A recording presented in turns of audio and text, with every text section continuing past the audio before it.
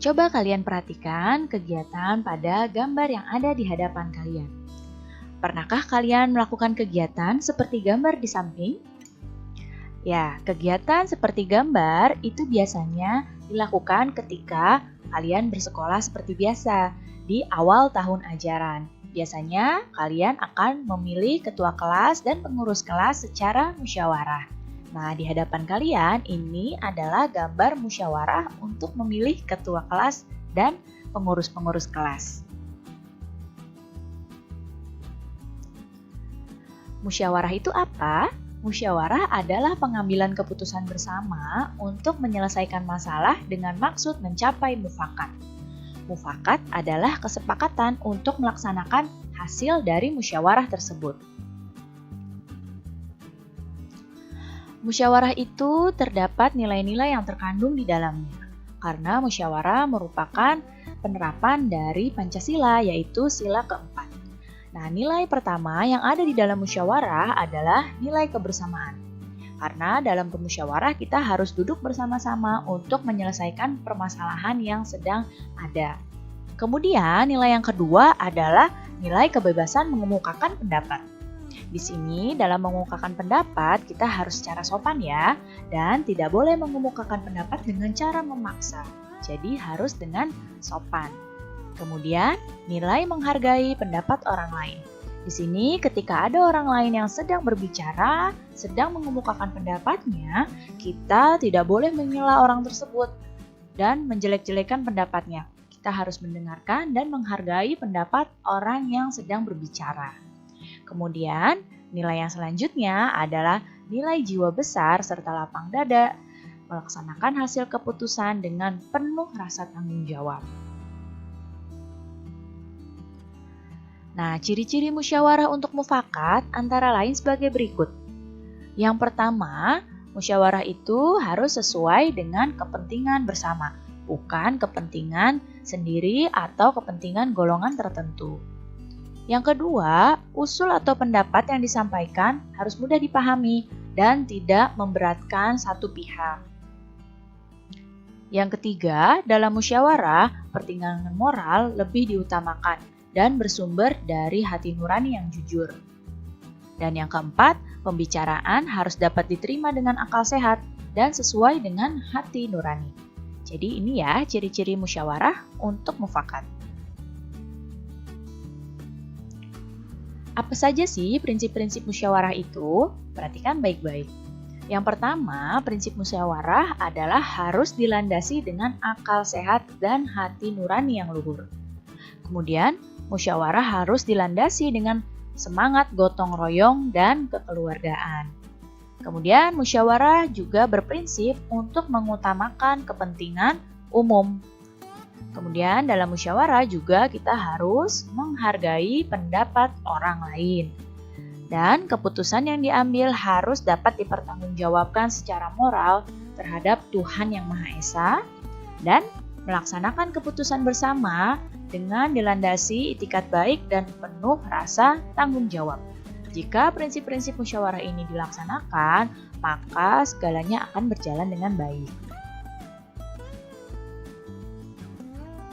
Nah, berikut adalah tata cara dan persyaratan dalam musyawarah. Yang pertama, perhatikan panahnya ya. Peserta musyawarah harus hadir sebelum musyawarah dimulai.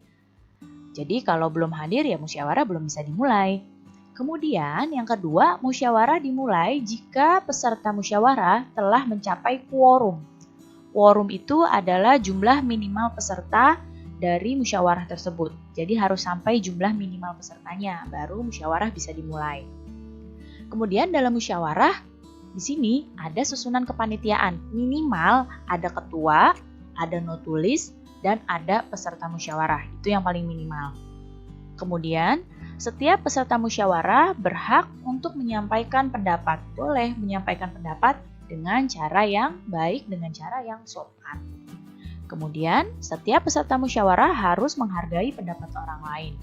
Dan, pendapat yang disampaikan harus dapat diterima akal sehat, tidak untuk kepentingan pribadi atau golongan, tidak menimbulkan pepercahan, dan sesuai dengan norma, dan tidak menyinggung perasaan orang lain.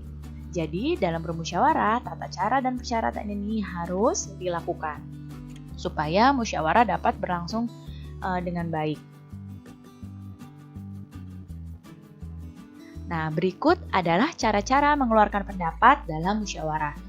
Yang pertama nih, ketika kamu ingin berpendapat dalam musyawarah, kamu harus mengacungkan tangan sebagai tanda izin untuk bicara. Setelah mengacungkan tangan, kamu baru berbicara setelah dipersilakan. Jadi jangan langsung berbicara, tapi tunggu dipersilakan, baru kamu berbicara. Kemudian yang ketiga, kalau ada yang berbicara, kamu harus tunggu sampai yang bicara itu selesai. Supaya apa? Supaya bisa terdengar pendapatnya. Kalau saling berbentrok berbicara, tidak akan bisa terdengar pendapatnya. Jadi harus saling menunggu supaya pembicaraannya dulu selesai, baru kamu berbicara. Kemudian yang keempat adalah bersikap sopan. Ya. Dan yang kelima, dalam berpendapat itu usahakan suaranya cukup jelas, ya. Nah, sekarang kita akan masuk tentang tarian. Tahukah kamu sebelum melaksanakan tari itu ada beberapa hal yang harus kita persiapkan. Apalagi kalau tarinya itu kita akan tampilkan di depan umum. Tujuannya apa? Tujuannya agar peragaan karya tari berhasil dengan baik di depan orang lain. Apa saja ya persiapan dalam peragaan tari?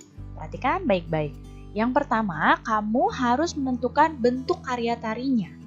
Nah, di sini kamu harus tentukan kamu itu mau menari tari tunggal, tari berpasangan, atau tari kelompok. Jadi harus ditentukan ini tarinya apa. Setelah menentukan bentuk karya tari, kamu menentukan jumlah penarinya berapa. Kalau kamu mau menari tunggal, maka jumlah orangnya 1 orang. Kalau kamu mau menari berpasangan, maka jumlah orangnya adalah 2 orang. Kalau kamu mau menari berkelompok, maka jumlah orangnya harus lebih dari 3 orang. Ya, jadi ini adalah menentukan jumlah penari. Kemudian memilih properti tari. Di sini dipersiapkan properti tarinya sejak awal, jadi sudah mulai dipakai mulai dari latihan. Kemudian kamu menentukan iringan tarinya. Cari iringan tari yang sesuai dengan tari yang akan kamu bawakan.